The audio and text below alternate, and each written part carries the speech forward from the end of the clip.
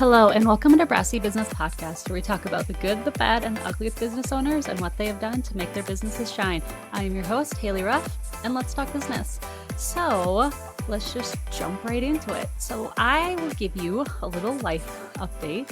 We had a snowstorm this last weekend, and it was big, huge, wet, fluffy snow, and that is my favorite kind of snow. Like the big, huge snowflakes that you can see all of the craziness of them and all the little points pointing out. That is my favorite kind of snow. And we really needed some rain, moisture of any sort. So I was very happy to have all of the snow that we got. And I don't think we got as much as they were projecting, but do we ever get as much snow as what's projected? I mean, I don't know about where you guys live, but at least where I live, it usually never happens that way. So there's my life update. We got some rain, we got some snow, which we really needed. So very happy about that. So if you would take like 2 seconds and share this podcast, or give it a like, give it a thumbs up, give it a 5-star review, like us on social media, share it, just something, I would truly appreciate it. I am trying to grow it and get it up to the next level. So if you would do that for me, I would very much appreciate it. Okay. This week, I am talking with a business that's a multi-generational business. And you have more than likely used this type of service before. So I am excited to hear all about it. And I can personally say from experience that this business is very good about supporting youth and making donations. And there was many years where my brothers and I went and sold FFA fruit to them, and they bought so much, and they're just a great all-around business. So I am talking with Amy Sorlien-Lee of Sorlien Electric in Tea, South Dakota. Welcome to the show, Amy. I'm so excited to have you here. Well, thanks for having me. I'm excited to be here. So can you take a minute, introduce yourself, and then introduce your business too? So I'm Amy Sorlien-Lee. This is Sorlien Electric. It's a family business that was started by my dad in 1984, 40 years ago. I started with the business in 94. And we started out slow. I think when we started, we probably had maybe 8, 9 employees, and we have 65 electricians now. Over the summer, we'll gain probably at least 5, if not 7 or 8 more, just for the summer, kids that are going to school. We do like commercial, residential, industrial, wiring of mostly new projects. We do some remodels. We do a lot of small jobs too, like service calls, adding or hooking up hot tubs, adding electric heaters in garages, finishing basements, remodels of kitchens and bathrooms, a lot of that kind of stuff. All the things. You do all the Yes. things. So I kind of Yeah. like to start at the beginning. You said that your dad started it. So why did he decide to start the business at all? So he used to work for Muth Electric, who is another very large electrical contractor in our area. And he had a shop in Viborg. And they told him they were going to close that shop and they wanted him to move to Mitchell, I believe. And he said, nope, I don't want to uproot my family. And so he kind of pushed him into starting his own business. And I think those first handful of years, he had like 3 electricians that worked for him. And that's how that's why he got started. Yeah. Yeah. So was he working out of like a property, or did he start the shop from where they were living at the time? So where they lived, it was basically an old barn that they used to store materials. And then it was him and one other guy, and they would park the van there every night. But it was on the acreage that my parents had at the time. Yeah, that's cool. Because I Yeah. remember that I've seen the sign before when they used to live there, that there was a sign on that building. So that's what I was Yeah. curious about. So when did you and your brother Mac come into the business? So I started, I think it was in September of 94. Um, and it was, for me at the time, it was going to be just a temporary thing. He needed more help. And I was in college, but I wasn't sure what I wanted to go for. So the first 20 years, I said, I'm just going to do this till I figure out what I want to do for the rest of my life. But it was just kind of the running joke. But so I started in 94, and I think my brother started full time, I think that following spring, I think in 95, but he had started working like when he was a kid. Technically, you have to have a license, and you can't get that till you're 16. So he became licensed at 16. But before that, he was just with dad and the guys and would, we'd be the gopher, and he'd bring in materials and, you know, make jokes and just try to get in the way. But he was always learning back then too. So So he kind of knew he wanted to be involved in the business from when he was a teenager. I think so. He did go to college for a couple of years, and then just decided that wasn't for him, and then came to work in the business full time. So where did both of you like come in as entry levels positions? So we both worked as electricians. So when I started, I was in the field working on new homes mostly, um, roughing in and trimming the finished part of new homes. I was in the field for 10 years, and I got my journeyman's license, I think about 5 years in. Um, so I was in the field for 10 years. At that point, I was pregnant with my second baby, and just being on my feet all day kind of got to be a lot. And I came in and had a conversation with my dad, like, we need to figure something out. And he's like, I've been thinking that it's time for you to learn the other part of the business and come into the office and start learning the business side of it. And so that's when I made that transition, and that's been 20 years ago. So what would your position be now then? What did he bring you in as? And what did it like change into? Originally, I came in as an estimator because I had that field experience. I knew the lingo, I knew how things needed to be done. And so it was a matter of just learning like the programs and the spreadsheets and whatnot. So now my title is vice president. But and then underneath that, I would say I'm the residential estimator. But I also, as a part owner, you do so many things that you don't, it's hard to label them all off the cuff. But, I'm kind of ahead of IT. If I can't handle it, then we've got an outside source that we go to. Um, Sort of in charge of HR. Also, we do have other people that do that, but I'm usually the first contact just because I'm here early in the morning when the guys are, or on that first phone call. And then I say, okay, well, then you need to talk to this person in our office and they'll help you out. Um, I take those phone calls from unhappy customers and try to turn those situations around. Um, and I get to take the phone calls from really happy customers that just want to say, "Hey, thanks for sending this great guy out to do a great job," and those are fun to get too. Yeah, them are a lot more rewarding than the angry ones.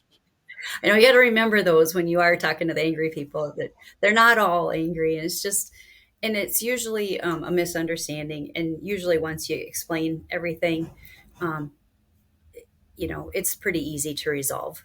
Yeah, for sure. So when Sorlien Electric started, was it residential only or what did they start servicing? Mostly residential. We did some apartments way back, and I think there was more like ag kind of related stuff. Some small barns. Just because we were based out of Viborg, which is a rural community.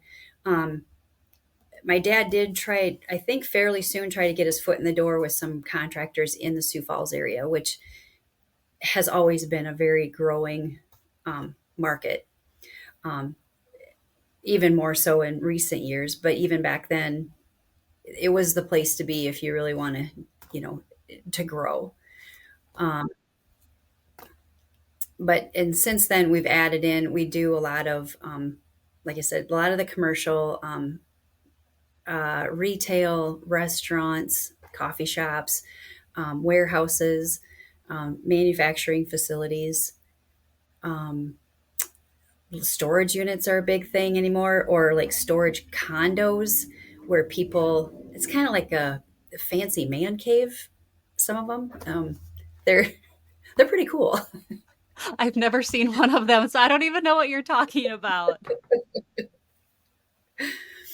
Um, yeah, there's a lot of them around the Sioux Falls area.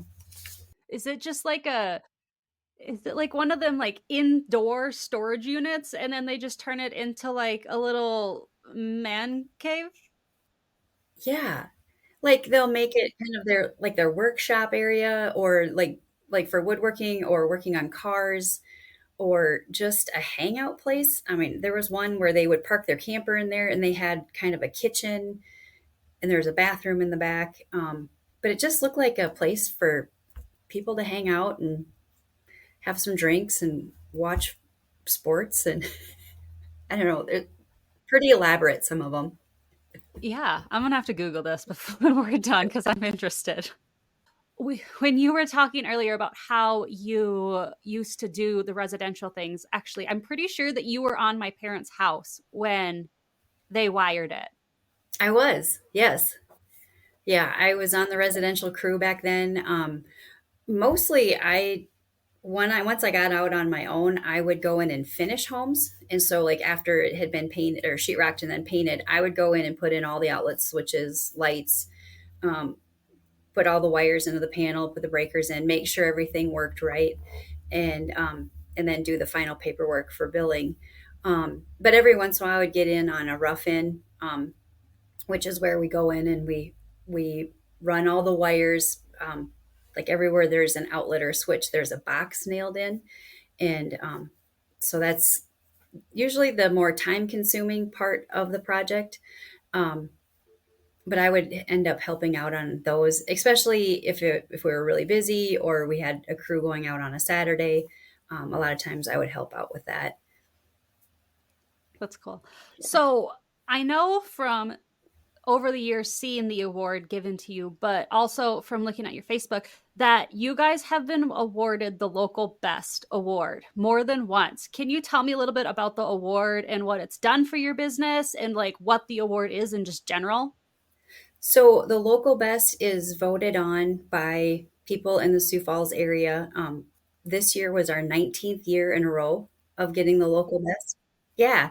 And it's not something that we've ever like advertised or asked people to vote for us. And so it's really, it's just people getting out there and saying that they liked us the best, which is so fulfilling.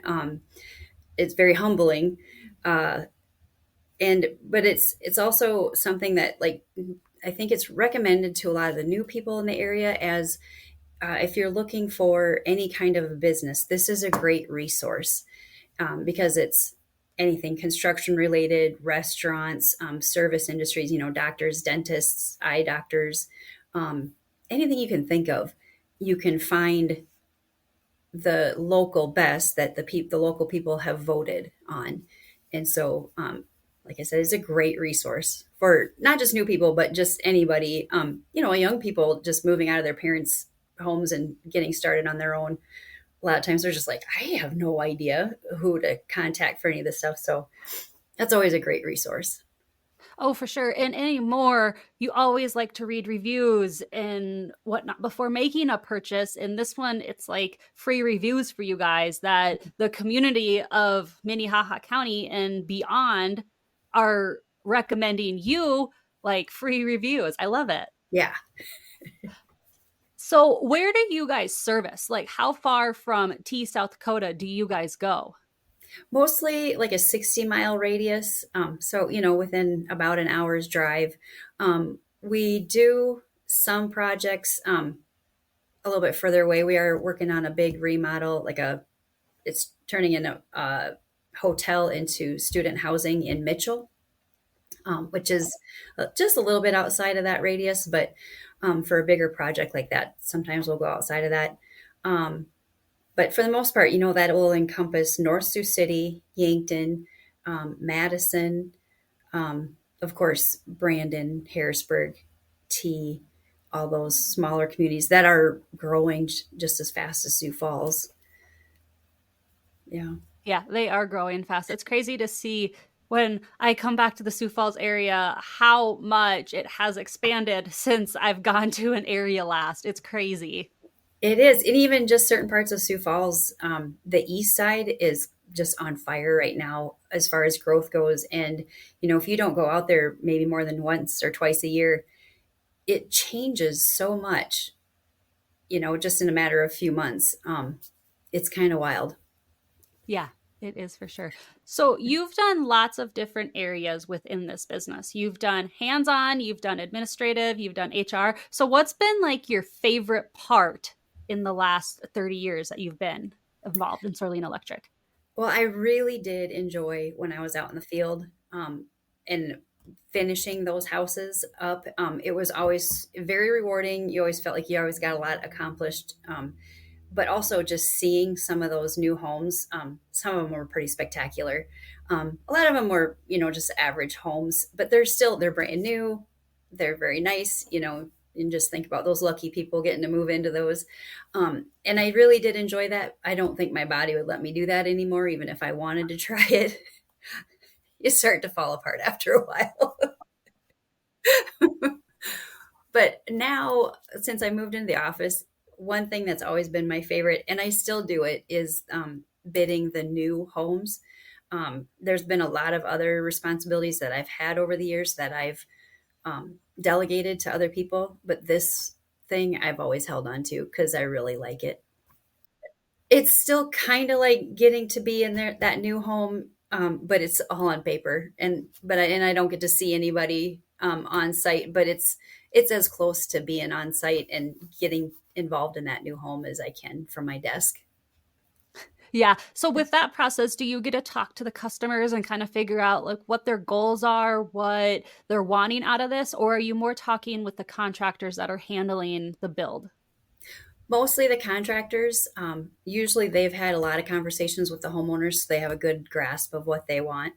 Um, every once in a while, they'll refer me to the homeowner if I start asking a lot of questions that they hadn't talked to the homeowner about already.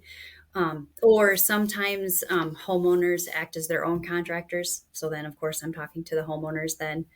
Um, yeah. So, speaking of contractors, are there certain contractors that you guys have paired up with over the years that you work a bunch with? Or is it kind of just like consumer requests, like, hey, I'm building this brand new house and I tell my contractor that I want Sorlien Electric to do the electric because I've seen they've been voted the local best so many years and I know they have good work? Mostly it's working relationships with those contractors. There's a lot of them that we've worked with for many, many years. I think there's a handful of them that we've been with since we came to Sioux Falls, and there's other ones that we've been working with for maybe between 10, 15, and 20 years. But we usually, once we get a good working relationship with a contractor, um, they'll stay with us for a long time. There are sometimes we'll work with homeowners. They'll request us. Maybe they had a relative or a neighbor that we did a house for them, and they were very happy. And so they'll say, "Hey, I this they were recommended to us. We want to go with them." So we'll get some that way too. So, a little bit of both. Yeah. Yeah. So over the 40 years that Sorlien Electric has been in business, there's had to been some struggles and challenges along the way. So what are some that you can think of that come to mind that you faced? Well, seems like in the last 10 years, for the most part, the workforce has been a big challenge. And it seems like that gets to be more and more of a challenge all the time. Um, and so we're just constantly trying to find new people, always working really hard to retain the ones that we have. Um, and then, COVID was just an experience all of it of its own. Um, and that happened. It was shortly after my dad had retired and really fully stepped out of the business, and my brother and I were, you know, we were running it, and then COVID happened, and I was just like, oh my gosh, this, this is not anything that we ever talked about, or you know, how do you prepare for something like that? How do you prepare for something like You COVID? can't. So that was interesting. We survived it. It was just day to day, making little changes to try to make sure everybody felt safe, and make sure our customers felt safe and taken care of. Um, yeah, it was just literally day to day, just trying to stay on top of everything. So, did that put your guys out of business for a certain amount of time, or were you guys still working during that time? I know at least Nolan, my husband, he was still going to work every single day. Yeah, we really didn't slow down. Our Within our state, our governor did not shut us down, and so for the most part, we went to work. We did follow the guidelines. If somebody was sick, or if they'd been exposed to somebody that was sick, then we did all the quarantine things that we were supposed to do.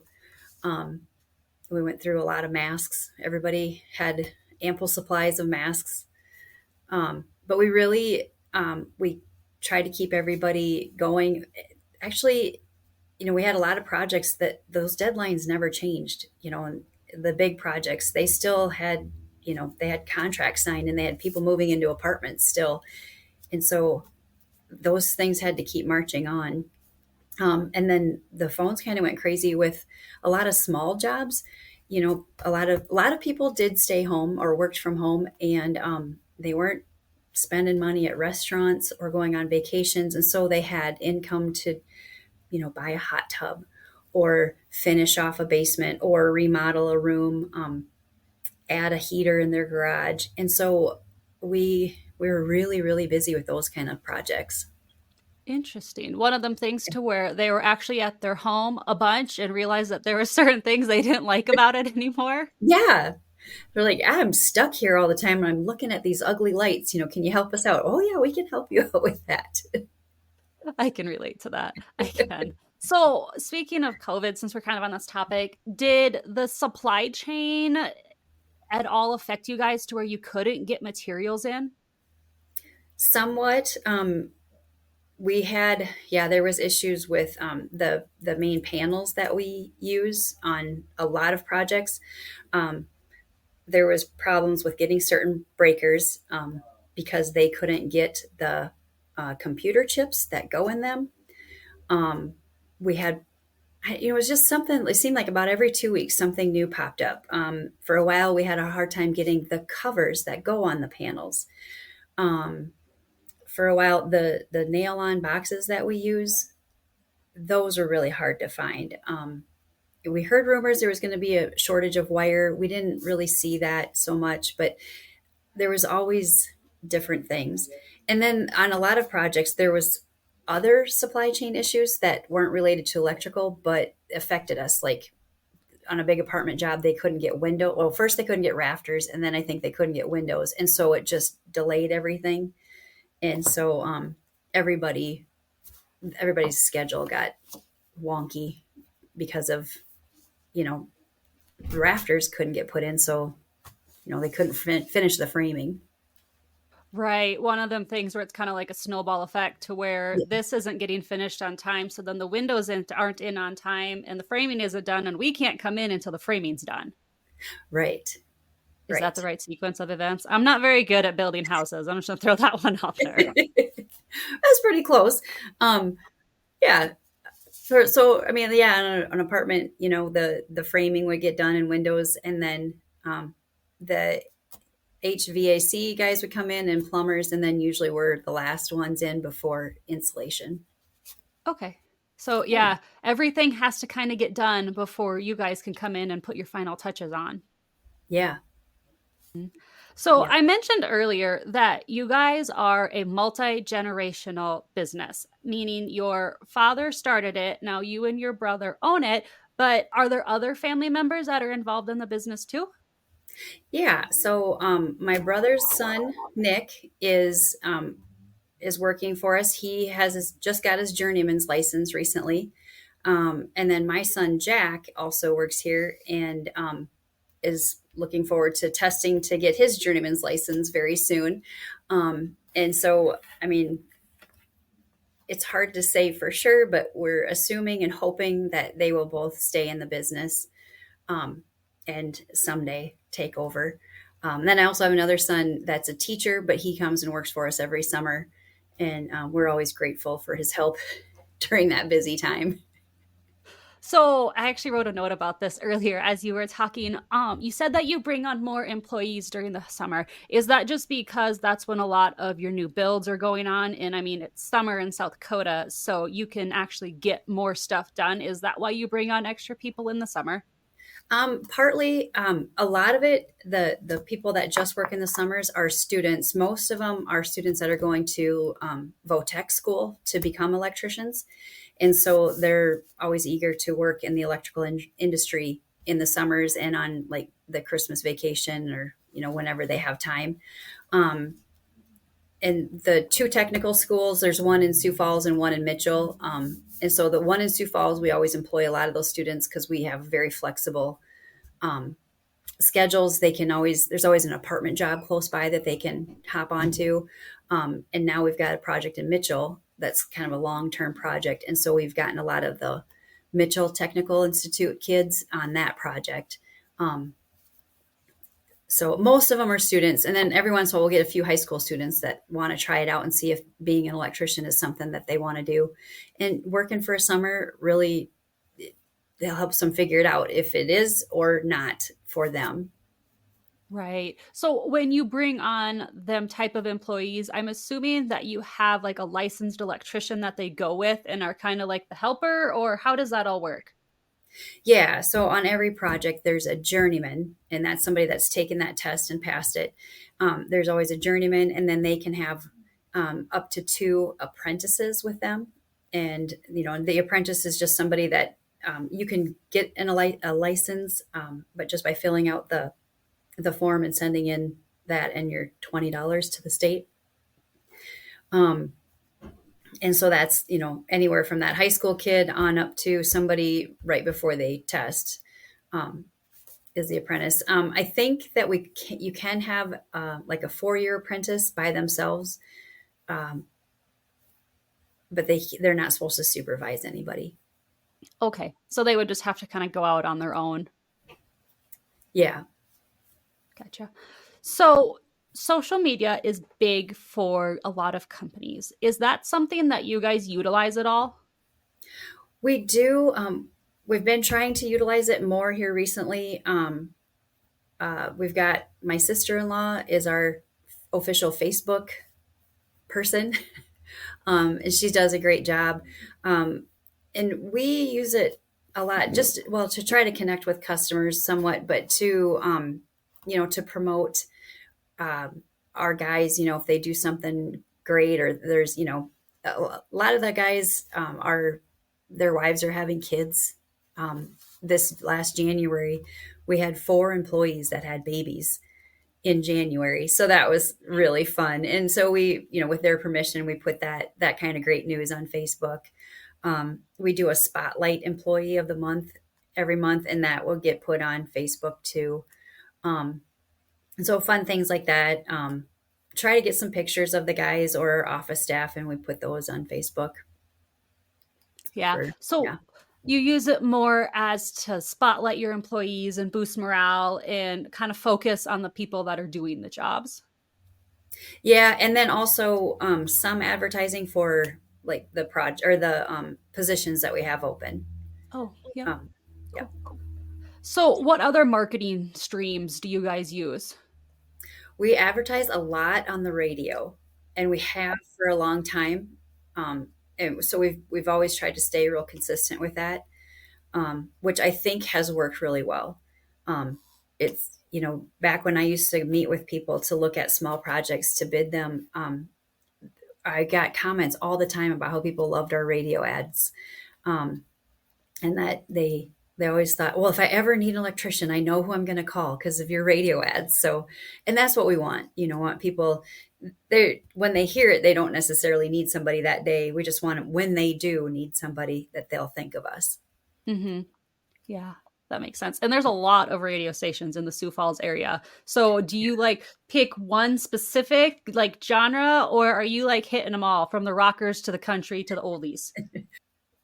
It's one radio station group, and so I think there's probably 9 different stations within that group, and I think there's like 5 different stations that we advertise on, and there's one that's like 70s, 80s, 90s, and then there's like a sports station, and then there's like a country station, and there's a classic country station. I think there's a couple more, but we try to spread it out so it's really you're hitting a lot of different um, markets. Mm-hmm. For sure.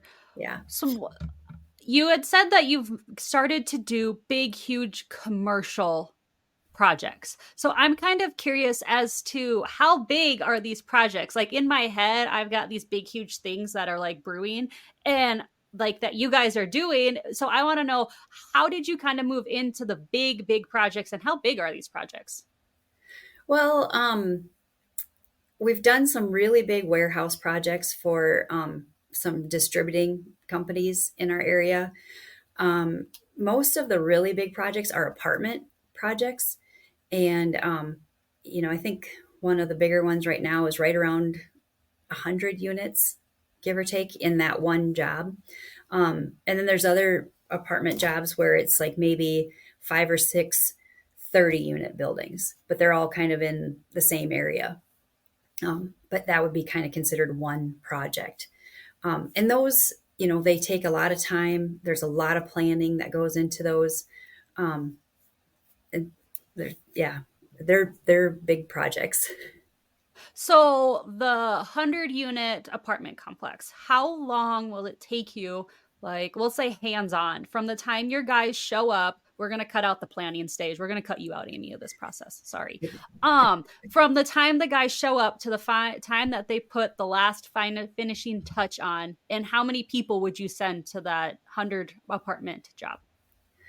That could probably span over 9 months, 9 to 12 months, um, pretty easily. There will be a gap in the middle sometimes where, from the time the sheetrock or the time we get done until we're ready to go back and trim. But there's a lot of them where we'll start on the top floor with the rough in and work our way down. And by the time we get done on the bottom floor, we can just move right back to the top floor and start trimming. Um, so it's, and there will on average be anywhere from like 3 to 7 or 8 guys on a project like that. Okay. I was thinking it would be more than that. But when you get more than that, do they kind of just start to get in each other's way? Somewhat. And it's just no matter keeping track of that many people on one project, making sure everybody understands what's going on. If we look at the electrical industry as a whole, electrician industry, what industry would that be? But what's the biggest problem or struggle that you see it's facing? Well, manpower. And we've talked with lots of different electricians from all over the country. And I've had meetings with electricians in our area that are similar size to us and some smaller ones. But across the board, that is everybody's number one issue is manpower. Finding the people that will work, keeping the people you have. Everybody has the same struggles. When we go to a job fair at like one of the Southeast Tech or Mitchell Tech, probably 95% of those students already have jobs and are lined up for when they graduate. And the ones that don't yet have probably 20 electrical contractors pursuing them, wanting to hire them. And so the competition is just crazy. And that's at both electrical, at both technical schools. And both of them, the programs are full. I know the one in Sioux Falls, I think anybody that decides today that they want to go into it will have to start in the fall of 26, maybe. I don't know. There's always a little bit of a wait because the program's always full. Wow. So they're like a full year at least before they're even allowed into the program. Yeah. Wow. Um, That's and crazy. then I think that so in South Dakota has the Build Dakota Scholarship, which has been a fabulous program for us and for students. So they actually a lot of the high demand programs in their technical colleges. Um, the Build Dakota will pay half their tuition if they've got a sponsor that'll pay the other half. And so like we try to sponsor 2 to 3 kids every year. Um, and it helps their scholarship, the state scholarship money go farther if they have sponsors. So that's been a wonderful program. So with that, do you then make them sign a contract that they come work for you for at least 5 years, or how do you justify spending half of the tuition? Yeah, well, it's 3 years. They have to work for us for 3 years. If they don't, then they're in the contract says they have to pay us back. They also have to maintain a certain grade point average and attendance. They can't miss more than 3 days worth of classes, I think, in a semester, um, which I think is great. And it doesn't, and nobody seems to have a problem meeting those criteria. So how do you go about picking them, the ones that you're going to sponsor? There again, it's kind of a competitive market. And so basically, for the most part, if we've got a young person that says, hey, I want to go into the electrical program, would you sponsor me? We do ask that they'll come work for us for a while, but for the most part, we're like, yeah, we'll sponsor you. Um, we're wanting to encourage anybody that wants to go into the industry. Right. Yeah. So I'm going to double back on to the workforce.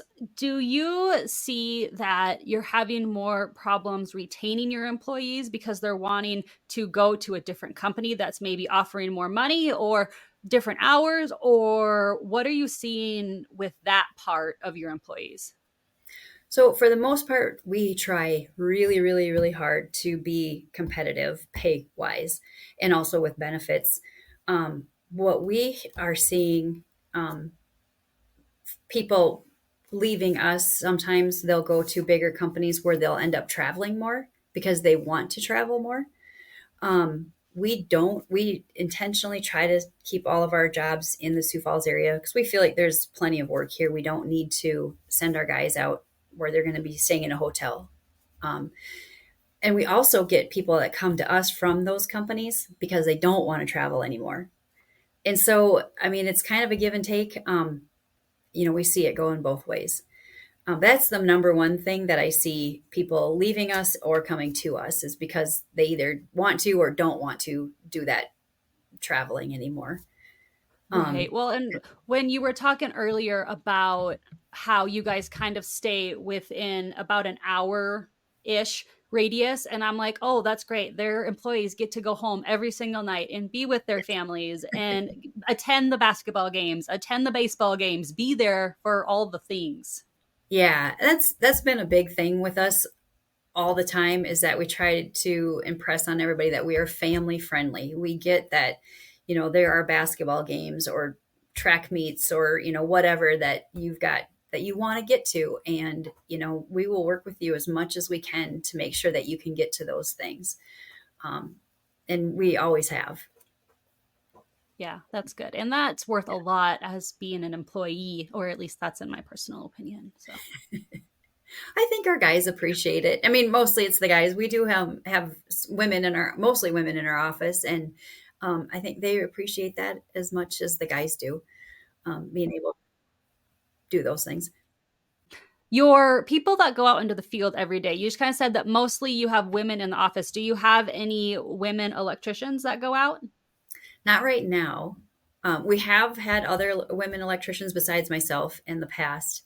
Um, just still not seeing a lot of women going into it.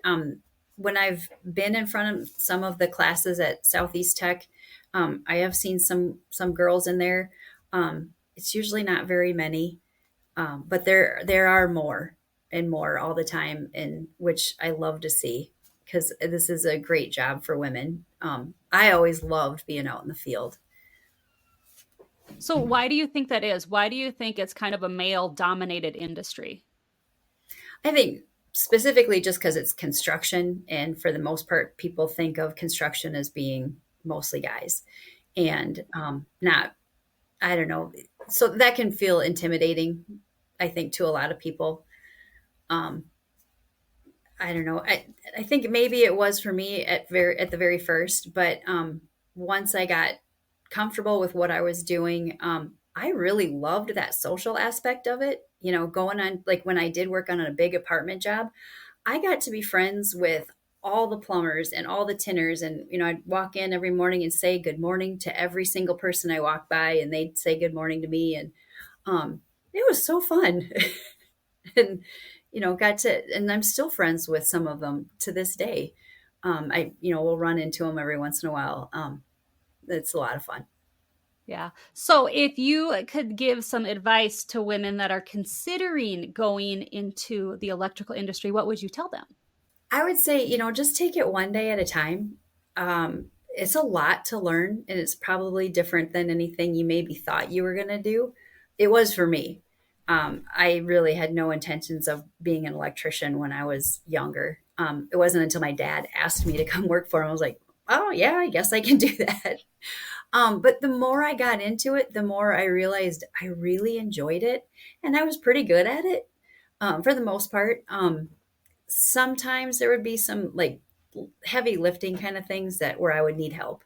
Um, but there's a lot of people that would need help with that. It wasn't just because I was a woman, it was just that it was a big job and required more than one person. But just, not being afraid to ask questions or ask for help. But in just, really wrapping your head around that you're going to learn something new every day. Um, it's a huge sense of accomplishment most days, um, and a lot of problem solving, um, whether it's trying to figure out why some electrical circuit doesn't work or dealing with people that don't get along with each other, and trying to solve some of those issues. Um, I feel like I've enjoyed all of the aspects of it. Yeah, that's good. And that's some good advice for girls that are considering going into the industry. I will say that electrical circuits that don't work are one of the most frustrating things Yeah. that I've ever dealt with in my house. We have like one outlet in a bathroom, it just doesn't work, and it has not worked since we moved in. And we've replaced the outlet and it still doesn't work. So I've given up on it. And without tearing out all the walls, I've just decided that that bathroom outlet's not going to work. Call an electrician. That'd probably be the next best step. It probably would before I tear out walls. Speaking of that, DIY culture is big right now. Everybody wants to try to do it on themselves by themselves before they call in a professional. So electrical is one of them things that I personally look at and I'm like, I don't really know if I want to do this because I don't really want to get electrocuted today. So, have you guys had to come in and clean up any DIY projects or like walk into a situation and you're like, oh my God, what did you guys do? Yeah, it happens on a fairly regular basis. Mostly, like what we'll see is somebody has tried to wire their own basement, and they get to a certain point, and they're like, I really don't know where to go from here. And so they'll say, hey, why don't you come in and just finish it up for me, and then so I can get it inspected. Or the guy that looks at projects for me now was just telling me about one that he looked at this week, and he's like, I think this guy's been working on it for about 3 years, and he's like, I think it would just be better if he just tore everything out and let us start from scratch because it was just a hot mess. And it was like, I don't think he even watched any YouTube videos as bad as it was.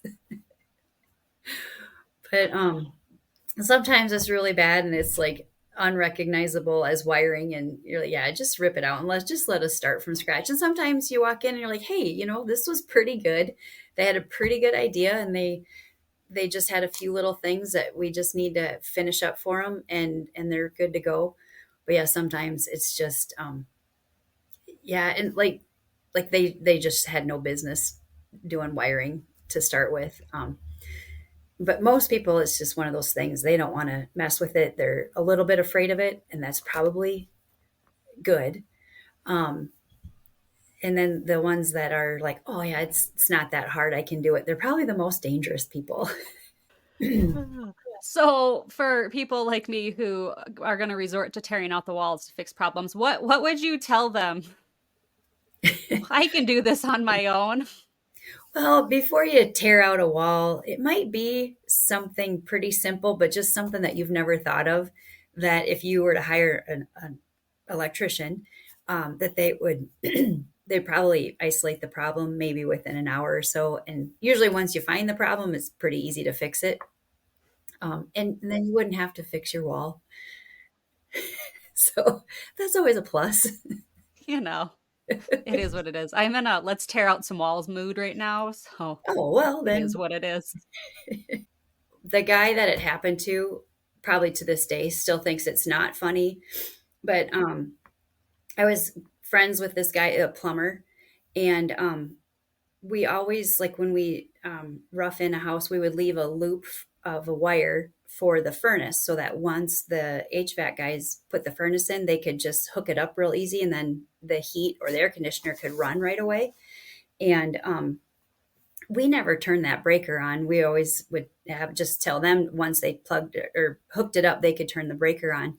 But somebody somewhere along the line turned that breaker on, and there was a plumber working in this basement, and it was a hot, humid day, and he had taken his shirt off, and he was all sweaty, and he like bumped into that wire, and there was nothing on the ends, the wire nuts or anything, and so it like touched his chest, I think, somewhere, but it shocked him. And since he was sweaty, I think it shocked him pretty bad. And I think I was maybe, I don't know if I was even in the neighborhood, but he called me, and he was so mad, and I was trying so hard not to laugh on the phone, and I was quiet, and he was like, "Why aren't you talking to me? What's going on?" I'm like, "I'm so sorry." I'm like, "I didn't do it." But um it still makes me laugh when I think about it, and we're still good friends. But yeah, he gotten shocked, and I'm sure it hurt.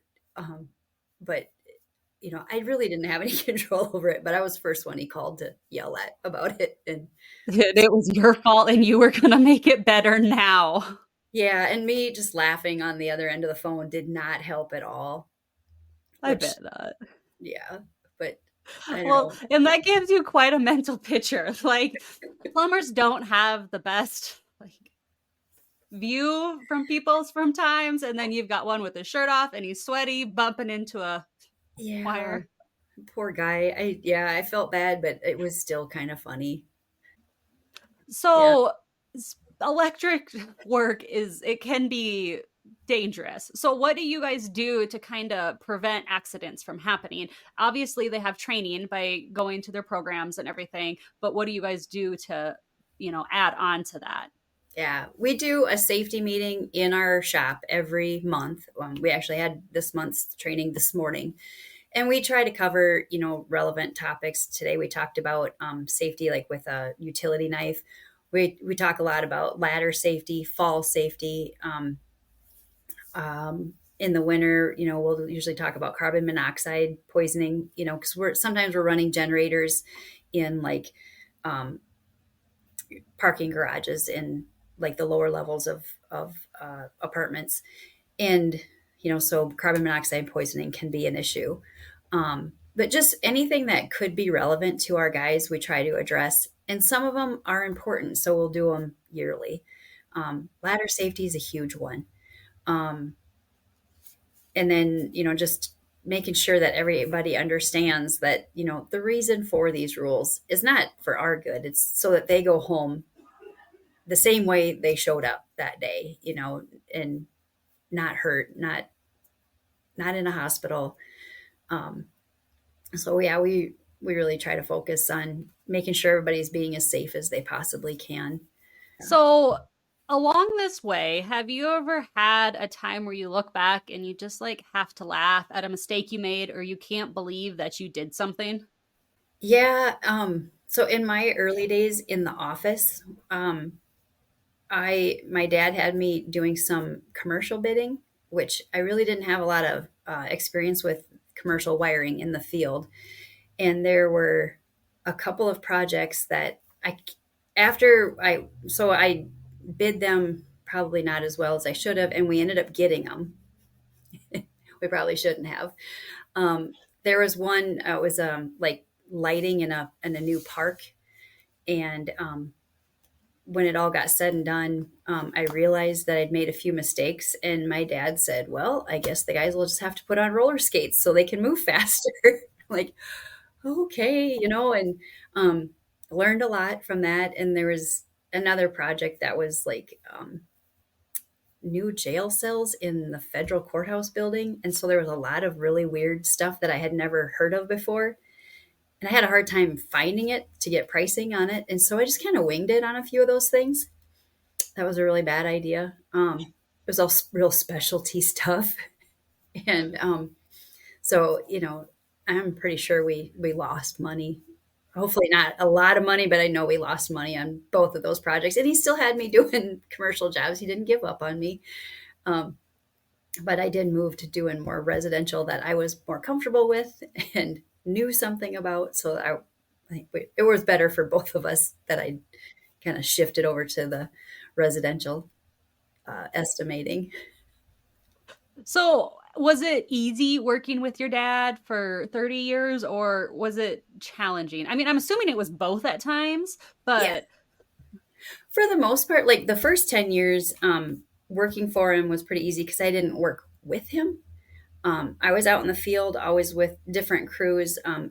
Rarely ever saw my dad. I would see him like first thing in the morning, like when we were getting our vans ready to go ready to go for the day. But um, I didn't work with him. And then when I moved into the office, I was kind of working with him, but he was, showing me like how to do the estimating. But um, I figured out pretty fast that he was a really good boss to work for. For the most part, was really calm and laid back and was really good at explaining things when I'd ask questions, sometimes two or three times. Um, there were times that I would get really frustrated with him.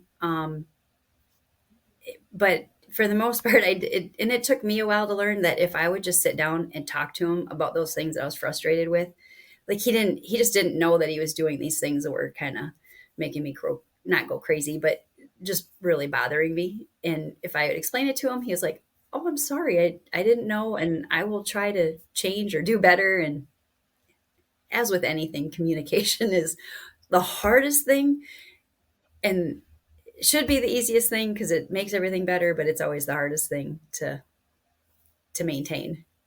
right. Well, and me, I always have to try to say things nicely because I sometimes get caught up in my own little world and then I start to blabber and then the words just keep coming and coming and coming. And I'm like, let's just say as few words as possible and then wait for them to say something. Okay. I always like to end an interview the same way. So if you could go back in time 30 years and give yourself some advice in the business, what would it be? Don't take yourself too seriously. Just know that there's every single day till you retire, there's stuff you're going to come across that you don't know and that you're going to have to figure out. And one thing that I've noticed sometimes people don't think that I know what I'm talking about because I'm a woman. And so it's a little annoying sometimes, but I try to remember that they're just not used to dealing with women in construction. And um, I'll just prove to them that I know what I'm doing by doing a good job. And um, just to remember to not get annoyed with those people. Yeah, that's good advice. Actually, I talked with somebody, the episode released this week, and she said the same thing that sometimes certain industries are male dominated and they can be intimidated. And that goes exactly along with what you just said. Like, just because I'm a woman does not mean I don't know what I'm talking about.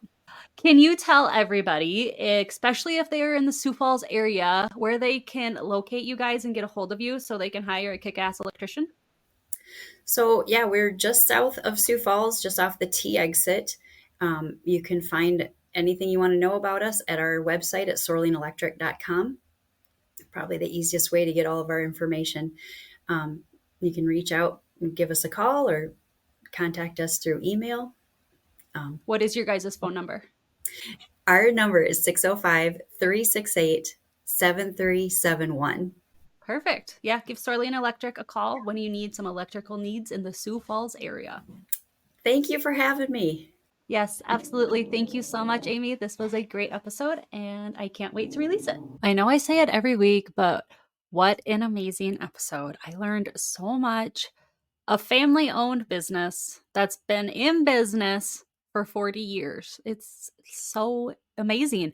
I love it. I love to hear these stories where families come together and they keep a business alive and more generations just keep coming and working in the business. While the electrical world is still something that I do not know a whole lot about, I enjoyed learning more about how many people are on projects and just the different aspects of working on them projects. So thank you again, Sorlien Electric, for coming on the podcast. It was a great interview and I so appreciate it, Amy. That is all that I have for today's episode. Thank you for joining me. If you would like to watch the video version of this, you can find it in the link below or search Brassy Business Podcast on YouTube.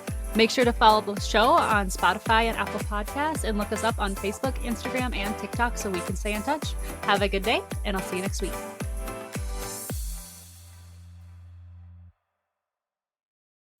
Brassy Business Podcast is a Black Cows production.